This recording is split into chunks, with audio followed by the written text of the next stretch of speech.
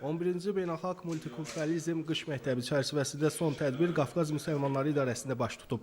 Tədbirin əsas müzakirə mövzusu ölkəmizdə dinlərarası tolerantlıq, dostluq və qardaşlıq mühiti və Ermənistanın işğalı nəticəsində məhv edilən mədəni dini abidələri olub. Qeyd olunub ki, ermənilərin münaqişəni xristian-müsəlman qarşıdurması kimi qələmə verməsinə baxmayaraq, Azərbaycan dövləti bu cəhdin qarşısını qətiyyətlə alıb və bu mübarizədə Rus Pravoslav kilsəsi çox mühüm rol oynayıb. Dinlər arasında, millətlər arasında diyaloqun olması bu çox vacib məsələdir.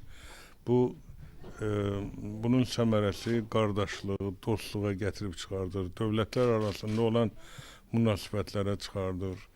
Yəni, bu günləri baş verən hadisələr bəzi dövlətlərdə, dövlətlər arasında və dövlətlərin daxilində olan bəzi münaqişələrə baxanda həmin dövlətlərdə yəni tolerantlığın çatışmamazlığına görə və onu təbliğ az olduğuna görə və ona görə də bu hadisələr baş verir.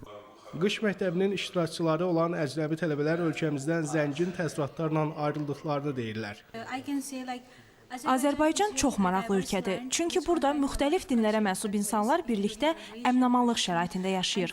Tarixi mədəni abidələrlə olduqca zəngin yerdir. Düşünürəm ki, multikulturalizm bura əcnəbiləri cəlb edən əsas amillərdəndir. Qış məktəbinə qoşulduğum üçün çox xoşbəxtəm. Mənə görə Azərbaycan mədəniyyətlərin qovuşduğu bir yerdir. Burada dünyanın bir çox ölkəsində olmayan bir şeyin şahidi oldum. Azərbaycan xalqı insanları dininə və irqinə görə ayırmır. Qış məktəbinin bağlanış mərasimində iştirakçılara sertifikatlar təqdim olunub. Qış məktəbində iştirak edən yerli və xarici tələbələr ziyalıların mühazirələrini dinləyib, nəzəri şəkildə əldə etdikləri biliklərə multikultural və tolerant dəyərlərin qorunub saxlanıldığı Azərbaycanda praktiki şahid olma imkanı qazanıblar. Rüstəm Mikailzadə, Sabir Bilalov, Xalid Əliyev, ASTV Xəbər.